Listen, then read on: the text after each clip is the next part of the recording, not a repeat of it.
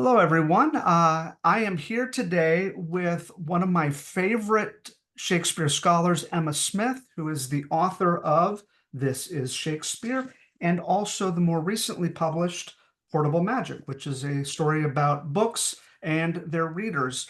Um, both wonderful, wonderful books. Emma, thank you so much for joining us. Thanks for inviting me. Hi, everyone. Now, Emma, you are a professor of Shakespeare Studies at Oxford University. Um, my experience with you was also through the podcast, which I feel like I was cheating a little bit because they had to actually go to Oxford to get those classes, and I got them for free. But it gave me a wonderful kind of experience with your lecture style. And one thing that I really appreciated was just how accessible you made Shakespeare through the way that you talked about him and the humor that you brought to it. So I don't know if I have a question there. I just wanted to thank you for it. Oh, thanks. That's really nice of you to say so. Um, yeah, it was fun to find that lectures which were aimed at, undergraduate students actually did have a bit of a wider appeal, which has been, yeah, it's been great to chat to people about them uh, since then. Wonderful. Now, what was your experience? How did you first sort of fall in love or get interested or intrigued by studying Shakespeare, by learning more about him? What was a little bit of your journey that brought you to where you are now?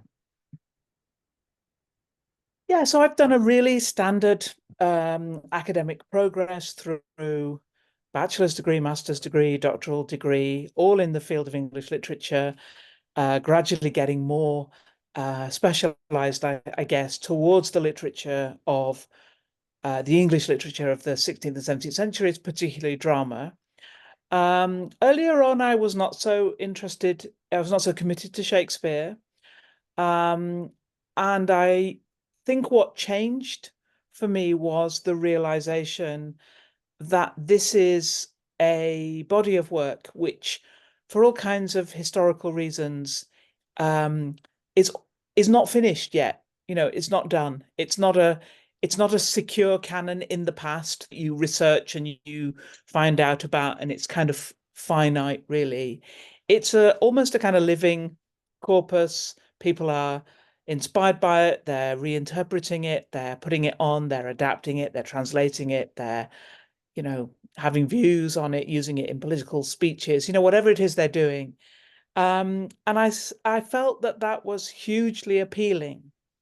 And that sense also that it's a great, I think we often use Shakespeare in the education system as a, or perhaps even in Britain in the kind of class system almost, as a sort of gatekeeper.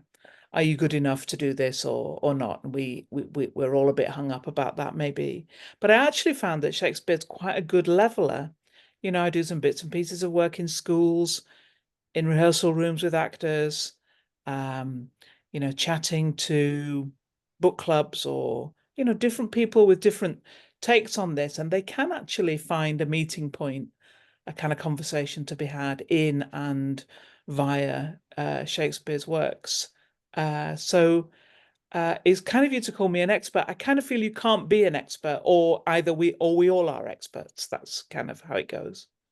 Yeah, I think one of the things that makes Shakespeare so interesting is even a person who is not a theater goer has probably seen multiple performances of his plays where they've seen Andrew Scott as Hamlet and Mel Gibson as Hamlet, and they've seen David Tennant as Hamlet. And so then they start having their favorite Hamlet or parts of Hamlet that they prefer more. And you really don't have that with any other author dramatist where people who are just casually interested in it have had all this experience with him. So I do agree with you. I think as the sort of level setting that Shakespeare sometimes brings, and then also just Mm. the wide interpretations that people bring as well to his work. Yeah, completely. And we can, all of us, if we've got the inclination, we can access, as you say, we can access a lot of that breadth, not just from the US or the UK, but from around the world. There's a global definitely a global aspect to Shakespeare. So it's something which pulls in lots of directions. And when I teach it, when I work with my students on it, they have to do Shakespeare as part of the Oxford English course. And in some ways, that seems quite a kind of old-fashioned, canonical imposition. But because they have to do it, it's also the place where they're most likely, if they're so inclined, to do work on, I don't know, ballet or graphic novels or translation or post-colonialism or queer adaptations, or because Shakespeare goes in all those directions too. Yeah, when I was a secondary school teacher, I'd been teaching Julius Caesar every year for 10 years or so. And I had another teacher who just casually, we were talking about what we were doing in the classroom. She mentioned that she stopped teaching Caesar after the third act. And her point was, Right. well, what's the point? Yeah. Caesar's dead. The speeches have been done. We don't need Hmm. the fourth and fifth act. And for me, it was a real pivotal moment because I'd been studying Shakespeare, but I remember feeling this sense of like horror that I was like, but the play's about Brutus. Like that was my feeling, it's called Caesar, but it's Brutus's story. Because he dies at the end, and that's usually how you figure out who the play's about, is who dies last. Exactly. I mean, Shakespeare's writing, kind of biopics, isn't he? Effectively, stories organized around the rise and fall, or a kind of arc about particular characters. And I think the structure of how he writes is something we can learn a lot from. We can see him experimenting with that. Where do you put the what narrative theorists might call the kind of inciting incident? Has it happened actually before we arrive in the play, as I think it kind of has in Hamlet, where Hamlet's father has already been killed and that stuff's already happened, and we're kind of playing catch up? Or does it happen maybe as in Julius Caesar, kind of halfway through? I think Shakespeare's really interested in the pace and the structure of his dramas. And sometimes when we focus a lot on character or on psychology or something, we slightly miss that element. Yeah, and just yeah, the whole breadth of interpretation that people come to and say, well, yeah, I just stop. Why should I keep teaching after after the third act? And so yeah, it's really fascinating. Now, one thing that you bring up in your book, and I think it's a great kind of through line of this, is the idea that Shakespeare's work is interrogative in nature, that it is asking questions, less concerned with answers, but sort of presenting something to us and then arguing from both sides, almost like a rhetorical device. So we pour a little bit here, we pour a little bit here. You talk about a little bit in your podcast about I guess it's the rabbit duck image, that you look at Mhm. the image and you see a rabbit or you see a duck, but you can't see both at the same time. To see one is to kind of eliminate the other. Do you think this came from, I mean, there's no way to know, I wouldn't think, but do you think this came from Shakespeare's experience studying rhetoric as a boy in the Stratford schools? I certainly think that education system um, has a big impact on Shakespeare, and you're absolutely right that that rhetorical education, with this the phrase is in utramque partem, arguing both sides. It doesn't matter. The boys are not being taught to express themselves or express their own views. They're being taught to make opposing views equally plausible through rhetorical practice and rhetorical devices. So it's brilliant training, actually, I think for lawyers and for playwrights, and there's lots of sort of overlaps between them. And we can definitely see that. I guess it's contributed to that. One of the mysteries many people feel about Shakespeare is what did he think? What did he believe? What were his own views? And it's perhaps a sign of the success of that inner tramquay part-term training that it's actually really, really hard to tell that it isn't, that there is a kind of Shakespearean view that we can discern. It's that multiple views or perspectives are made equally compelling through the way they're expressed. So it's a brilliant technique, and I think you're right. I think that some of that school training is important in it. With some of Shakespeare's characters, do you think there are certain characters who sort of really embody that? I know that in the podcast you talked about Henry V. Is Henry admirable? And we can definitely look and see, we can kind of pile up the evidence in sort of the audience's court case against him. Uh, are there some other characters that come to mind when you think about that sort of complex, both and or either or, I guess, quality? They could be this or they could be that. I think it's probably pretty standard for lots of characters. So if we were to think back about Julius Caesar, I mean, if to think about that play as a whole, it's very difficult to stabilize uh, the kind of political understanding of that play.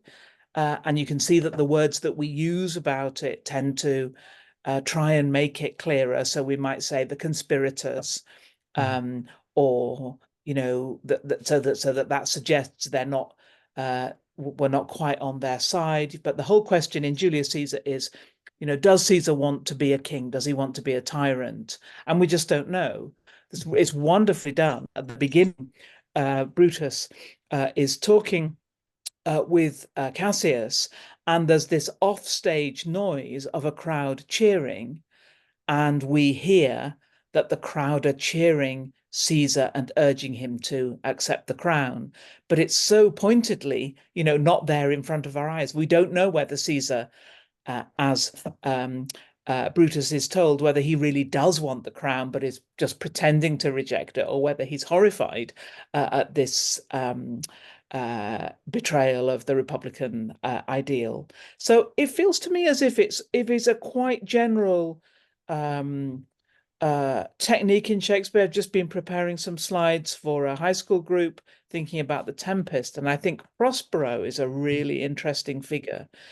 In that, there's a line of understanding of Prospero in the Tempest, that he is a sort of, wise, um, white bearded, benign magician, wise magician figure, or that he is an oppressive tyrant, really. And both are kind of possible in the play. And it's one of the ways that, as you were saying about Hamlet, having a chance to see different productions or see snippets of them and just imagine these speeches embodied in quite different ways is really revelatory. I've learned such a lot from going to the theatre, I think.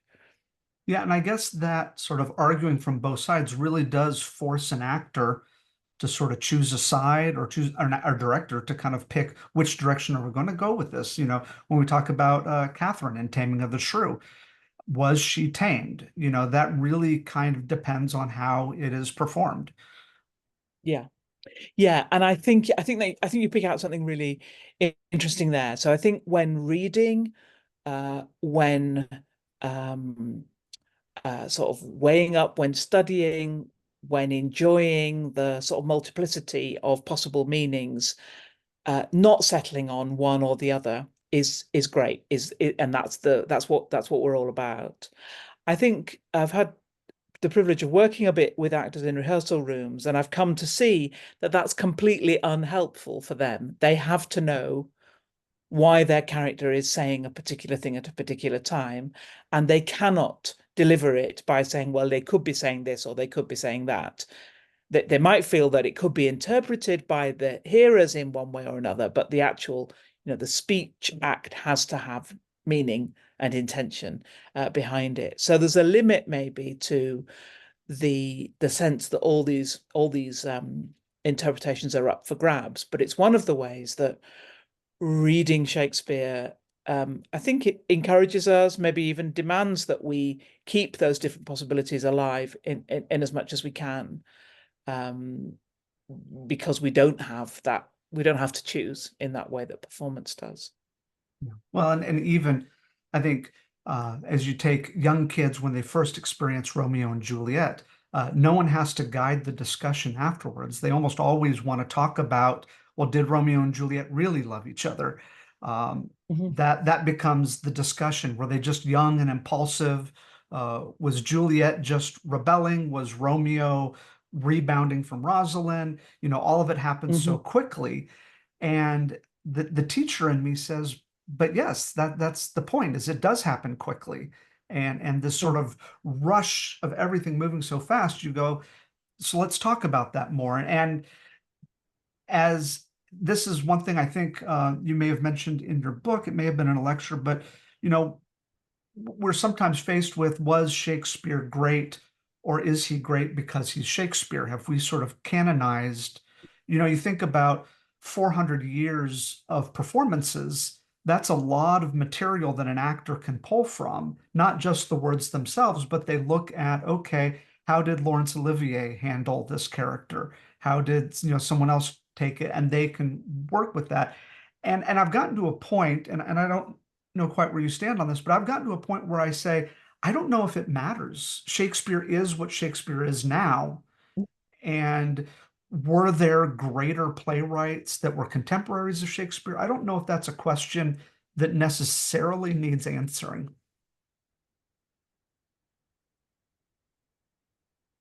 That's a really, really interesting way to put it. I mean, I think one way of defining Shakespeare might be to say it is the works written 400 plus years ago, plus their ongoing life in theatre and thought and culture over those 400 years, so that Shakespeare isn't just the 16th or 17th century bit, it's the whole sort of extraordinary cultural artifact. Because you're right that part of the energy of Shakespeare's plays is that we keep putting energy into them. They're not still spinning on what sort of Shakespeare, the kind of turn Shakespeare gave those plots. We continue to keep those plots turning because of the attention we give them, because of reading and thinking and talking about them, because of performing them, because of rewriting these plays or being inspired by them to write a different version of the story or write from a different point of view or something. So I agree with you that that the Shakespeare that we all value now is a Shakespeare who has been added to enormously over the intervening years. And I think that people at the time of Shakespeare, they didn't know they were living in the age of Shakespeare, that Yeah. Shakespeare is an established playwright, but he writes perhaps two or three plays a year, in a theatre environment where perhaps, I don't know, 15 or 20 plays are being performed in a year. So he is, just by the economic scheduling of the theatre, he's one of many authors who are providing plays that people want to come and see. And it may actually be, as is the case sometimes with other authors who are more understood, by later times than their own. It may be that he wasn't the absolute favorite at the time, and he's become more so since then. Well, and you've done quite a bit of research on the first folio, and it seems even the publication of the first folio after his death contributed enormously to his legacy, just by the existence of this document. Yeah. Yeah, absolutely. So the first folio is a big book that collects together 36 plays in 1623. So after Shakespeare's death, it's absolutely crucial in canonizing Shakespeare. It's harder to canonize an author whose works are very scattered. You don't know where to find them. You're not absolutely sure who wrote what in this relatively anonymous culture of theatre writing in the period. A big book just physically lasts well through time.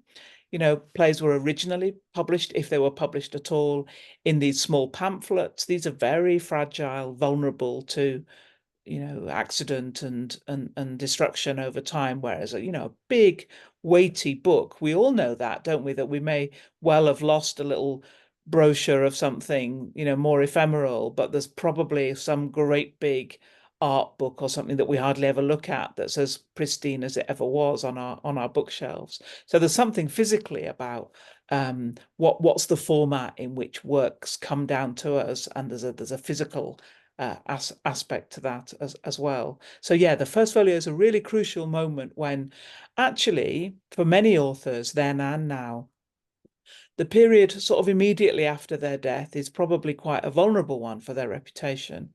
They're not current, they're not yet vintage or classic. They're in that sort of forgettable period, and it's often very questionable whether they will be picked up again or whether they'll be sort of forgotten and other writers will come to take the place.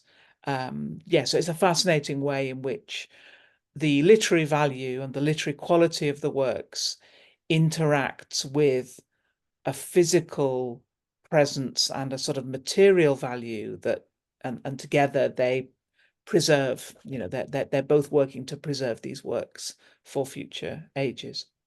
Yeah, it's fascinating that you look at Shakespeare kind of coming right at the right time where we've got, you know, the Black Plague sort of beginning to fade out. We've got the invention of the printing press. We've got the great vowel shift that's happening during that time. And then comes Shakespeare. You almost wonder if those other things did not happen when they did, if Shakespeare would not be who Shakespeare is today because of all of these other sort of world-changing events that were happening immediately before him.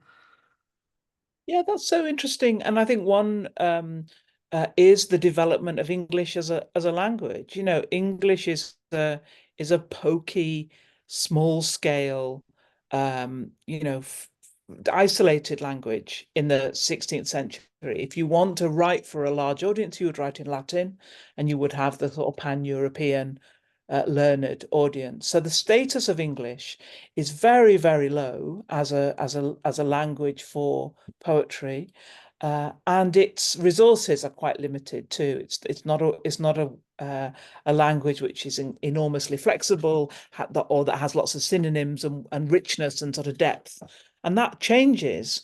If you look at graphs about the way new words come into the English language, you can see that the 16th century is a huge period of importing and experimentation. We often attach that specifically to Shakespeare, and I think that now turns out to be incorrect. We don't think that Shakespeare actually invents any words at all. He's often an early adopter, but he is absolutely surfing the wave of this linguistic excitement and the kind of rush of that, which is makes his emergence and his particular kind of poetry very much dependent on that moment, that particular historical moment.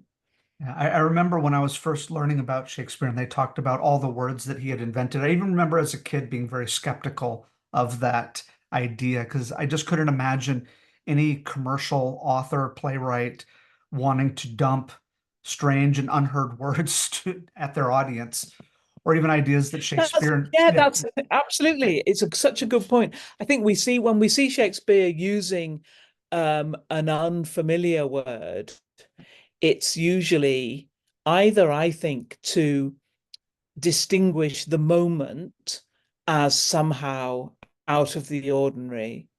So when Macbeth talks about his hands, his bloody hands, um, making the multitudinous seas incarnadine, making the green one red. Both multitudinous and incarnadine were not in any way everyday words. And I think the strangeness is an index to the strangeness, the awful strangeness of the moment. Or Shakespeare will give us a little gloss of what the word means. in the next line or something. So you can see him. You're absolutely right. Nobody wants to go to the theatre and be completely bamboozled by what's being said. Yeah.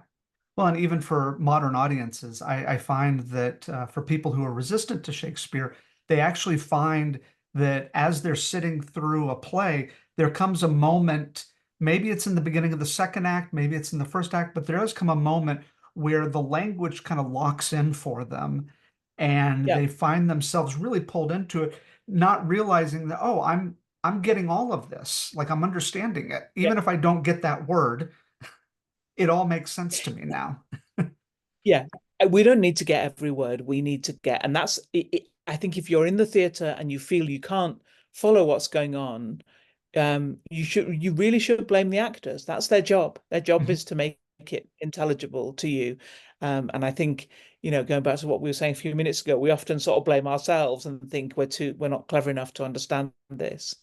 But yeah, in the hands of good actors, this this language is exciting and varied and flexible and intelligible. Not necessarily if you had to translate every single word, but certainly the overall movement and the emotions and the expression that's being presented. No, and I agree with you. I think we've all seen parodies of performances of Romeo and Juliet, where Juliet is looking around and asking, "Wherefore art thou Yeah, Romeo?" that's right. But any actor who is good will say it, and we know it means why, Yeah, yeah, yeah. depending on how it's performed. Completely, completely. I completely agree. So, well, this class, just to kind of as a final question, I'm gonna ask you the impossible question. Maybe if you were Harold Bloom, I think the answer would be much easier. The answer would be Falstaff. But I'm going to ask you, do you have a favorite Shakespeare character?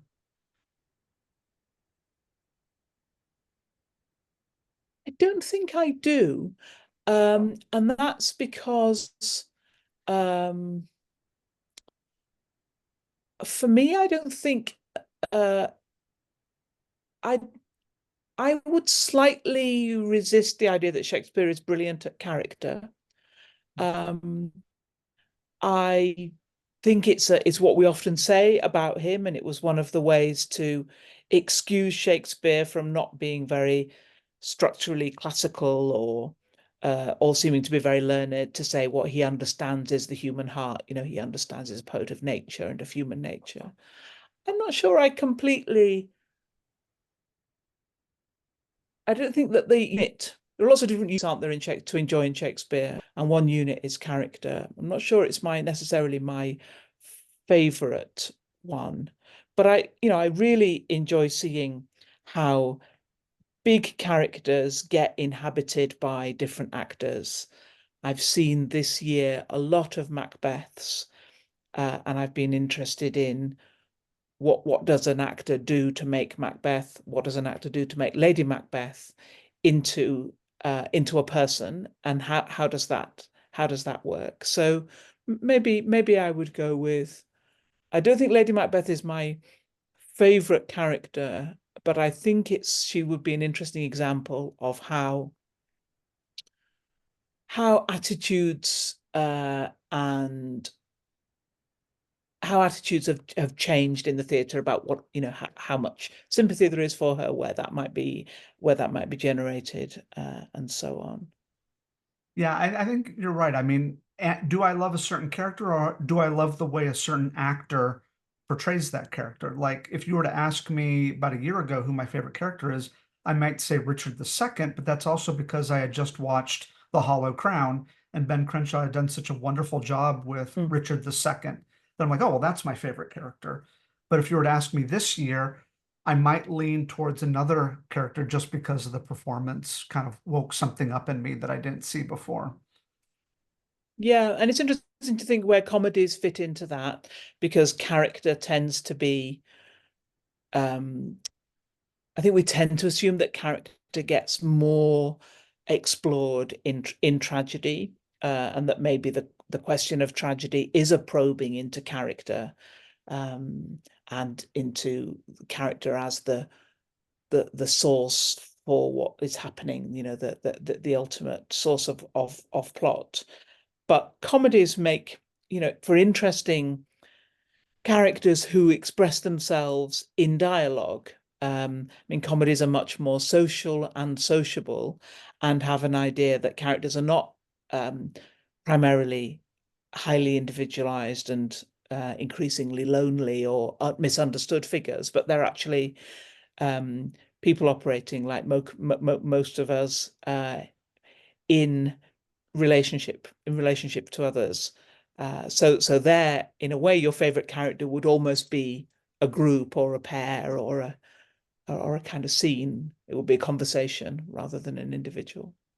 Well, absolutely. Well, and one thing that I do mention in this class is, and maybe this is to your point, or maybe it's in a different direction, but we always talk about Shakespeare writing three-dimensional characters, but I tend to think his characters are a little bit more two-dimensional, and we tend to add that third dimension to it. Like we tend to, whether it's the interactions with the other characters or it's whatever we bring to the story, we can take a character who may seem like a bumbling oaf, and we attach all these beautiful parallels and dynamics between Falstaff and Henry IV and the son and the father, and then all of a sudden we're moved by this character where maybe none of that appears on the page, but it did happen in our head. Yeah, I think that's absolutely right. And I think it happens in our head and it happens in the theatre. And it also does sometimes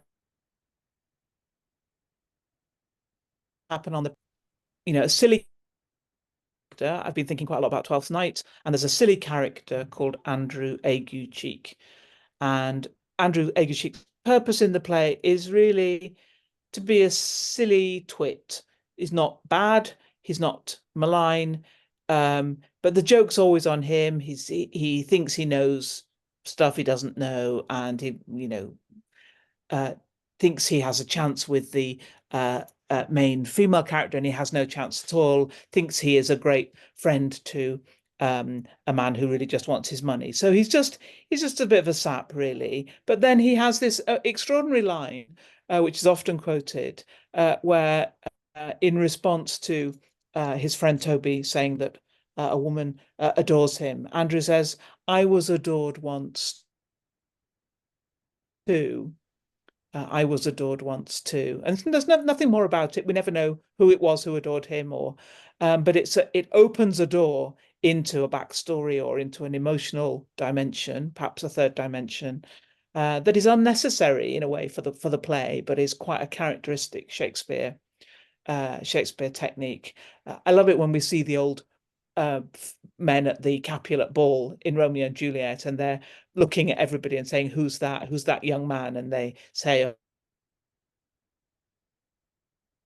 "Oh, he's just a baby." And it's a very realistic moment that you're at a family wedding and you think, God, he can't be already, 20. I think of him as being 5 years old. So those kinds of moments, sort of realist moments or emotional moments, are ways that I think sometimes Shakespeare gives us the ammunition, gives us the resource to turn these characters into three dimensions. Yeah. Well, Emma, I don't want to take up any more of your time, but I really do appreciate you taking the opportunity to talk to me and to my students. And once again, I want to remind everyone, this is Shakespeare by Emma Smith. Absolutely a wonderful book. It got me through COVID. It was a great book. Fantastic. I'll take that. Thank you. Yeah. Yeah, good luck with all your work. It's been really nice to talk to you, David. Thanks a lot. Thank you.